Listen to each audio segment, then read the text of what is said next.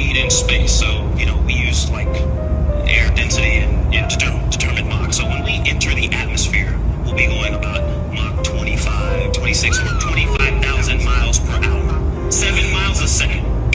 Wow. He said entering the atmosphere at 25,000 miles per hour, 7 miles a second. So what they tell us is that the atmosphere starts about 62 miles up, what they call the Kármán line. You understand too that they tell us asteroids that we can view from Earth also move at about 25,000 miles per hour. So this tiny little pod about 6 feet across enters the atmosphere only 62 miles up, moving the same speed as an asteroid, which by the way is the same speed as escape velocity, which is required to leave the atmosphere. So if they were coming in at that speed, only 62 miles up, they would hit the ground in about 8 seconds. Oh, but I forgot they had parachutes, because you'd be able to stop an asteroid with a couple of parachutes, right? Oh, and I also forgot you can film something 60 miles away that's going 25,000. I keep seeing people say, oh, well, the air actually slows them down to about 300 miles per hour. Okay, so even if we went with that dumbass logic, 25,000 miles per hour to 300 miles an hour in just a couple of seconds. Remember, it would have to happen in just a couple of seconds because you only even have 8 seconds before you're at the ground. So basically an e-brake from 25,000 with humans inside. That would be even more extreme than going 500 miles an hour directly into a brick wall. This is about 5,000 miles per hour. Think about 5 times faster than that. 7 miles a second.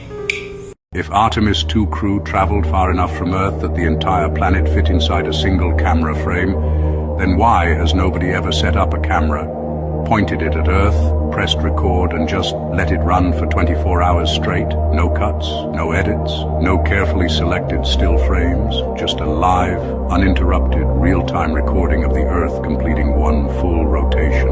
One day, one shot, one continuous video. It has never been done. Not once, not by NASA, not by any space agency on the planet, not by any of the private companies now launching rockets every other week. And here's the number that makes this even harder to ignore. We are told Earth spins at roughly 1,000 miles per hour at the equator. Fast enough that if you could see it from far enough away, you should be able to watch entire continents drift across the frame over the course of a few hours. So where is that video? Not a time-lapse, not a composite, not an animation built from separate data points stitched together in post-production. A real, raw, continuous recording. Stick with me. Because the reason that video doesn't exist is either the most boring technical explanation in history, or it's the most revealing absence of evidence you've ever encountered. And by the time this video ends, you'll know exactly which one it is. Let's actually map out how straightforward this should be in 2026. So, Elon Musk's company has launched thousands of satellites. They've got the engineering capacity to put objects into precise orbital positions, pretty much on a near-weekly basis. Jeff Bezos has a space company as well. Richard Branson had one too. And now there are private aerospace firms working out of garages that have successfully launched payloads into orbit. The technology to place a single camera at a fixed point in space, far enough to capture the full Earth, and stream continuous footage back to the ground. Well, that's not science fiction. It's not beyond current capability.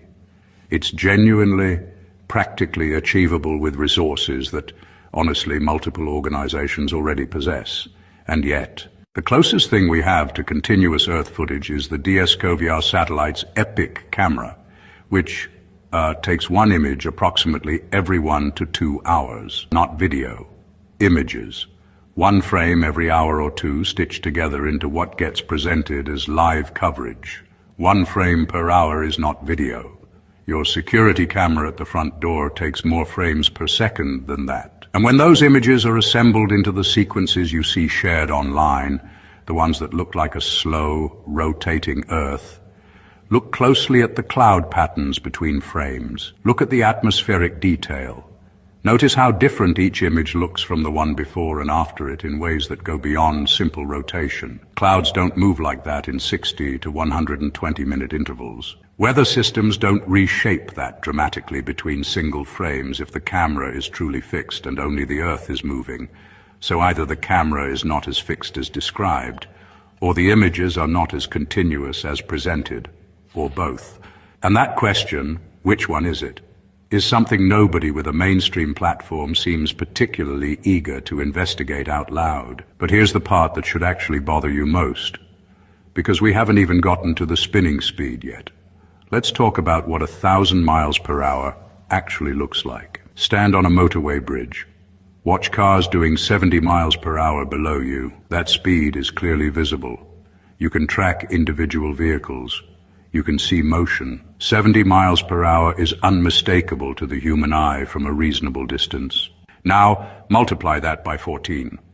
That's roughly how fast the Earth's surface is moving at the equator, according to the official model. From a camera positioned far enough away to see the whole planet, like from the distance Artemis 2 reached, that rotation should be visually trackable, not subtle, not something you'd need specialized equipment to detect.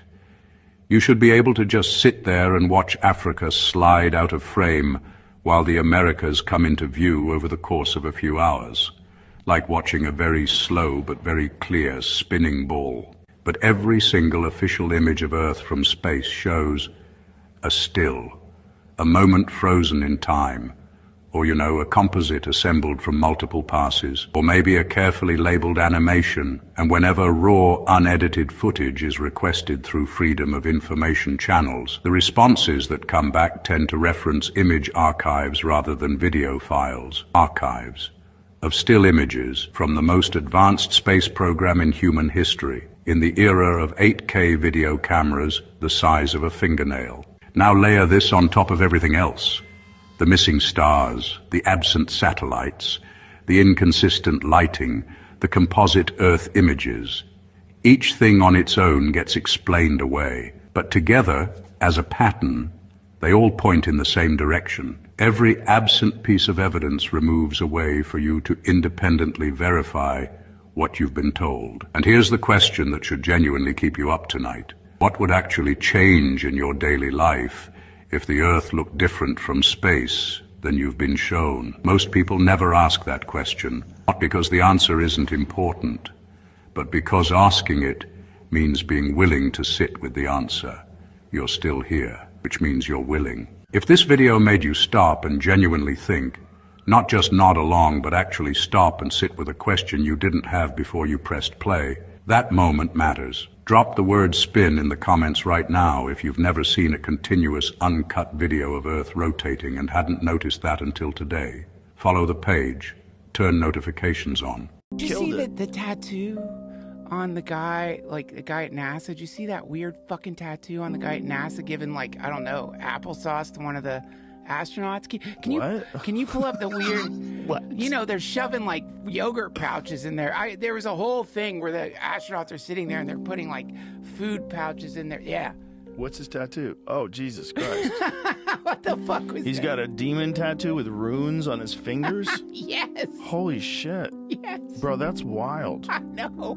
If I was rolling with that guy in jiu-jitsu, I'd get nervous if I saw his tattoo. And if I was working at NASA, I'd be like, look, we're going to get somebody else to put the food pouches in. Is that real? I saw the photo going around too, but I don't. It's just it's the guy who works at NASA. That's just the guy that works at But NASA, that doesn't have to be the guy who puts the fucking quiche in his pocket for the camera. Like, I mean, what does that guy do at NASA? That's interesting. I just remember being at SpaceX. There's a lot of people that. by the way, Yeah. I got like, it's fine to have that tattoo, but you got to know it's like if you're displaying that tattoo, You've while made you're some putting, mistakes. You're putting that like You've made some mistakes. It's an old tattoo. Yeah.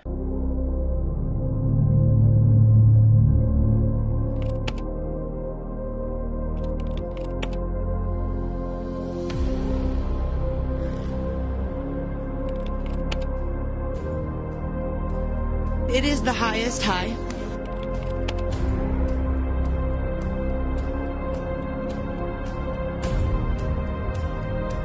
We're going to the moon.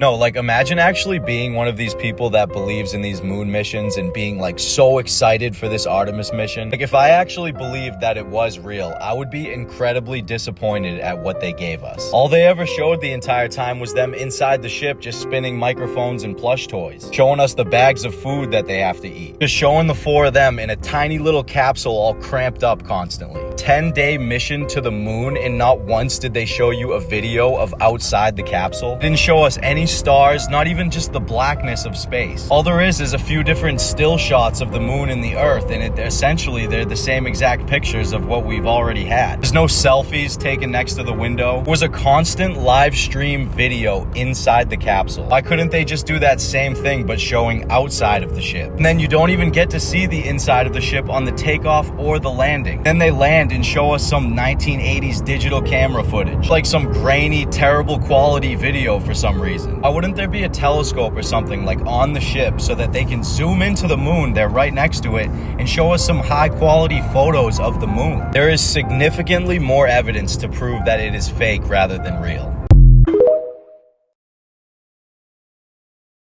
NASA's Artemis 2 mission, success, failure, you be the judge. Me personally, I am still a non-believer because I did not see the rocket go up and up and up and away. What I saw the rocket do was this and then this.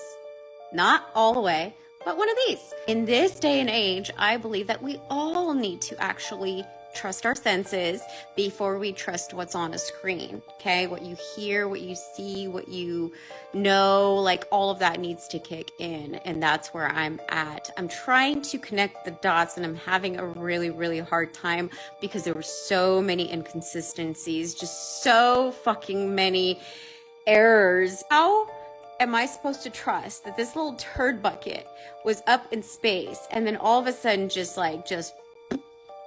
landed perfectly right where it was supposed to? It perfectly fell. The ship was exactly the way it was supposed to. Bullseye. Target, mission accomplished, no questions asked. But why are we unable to see all of the things that we were supposed to see? I mean, technology. If you can log into my Alexa, we should be able to see the live feed. No? I mean, that's how it's technology. That's how it works. So much advancement that we should be able to see a live feed from fucking NASA. There's all these satellites up there too. Why are they going to have any issues? It's not like they're, in the mountains. No, there's nothing blocking signal. You would think everything that they have showed us has been staged, in my opinion, because I can't take it as factual evidence. What? Like, they didn't have a live feed inside at all, but then, they did have a camera for us to talk to, and then when they were taking off, they did have a camera. Like, it's just so inconsistent. Why is NASA releasing pictures and videos after the fact? Not when we need to see them to be convinced, but after the fact. Like, this little turd bucket that fell into the fucking ocean was supposed to hold 4 astronauts in close proximity together. Okay, because it's bigger than Artemis 1. Okay, I'll go with that. But then they released this fucking video where he opens the hatch and goes inside with his little body cam, and they're all sitting there just like chilling. Plenty of space, like it's a fucking apartment. It doesn't even look that big, to be honest. So what are you filming? What's the transition? You go from opening the hatch to... It's just all a bunch of bullshit. And if you are not trusting your senses, and if you are incapable of seeing the stupid things right in front of you, then I have no idea what to tell you.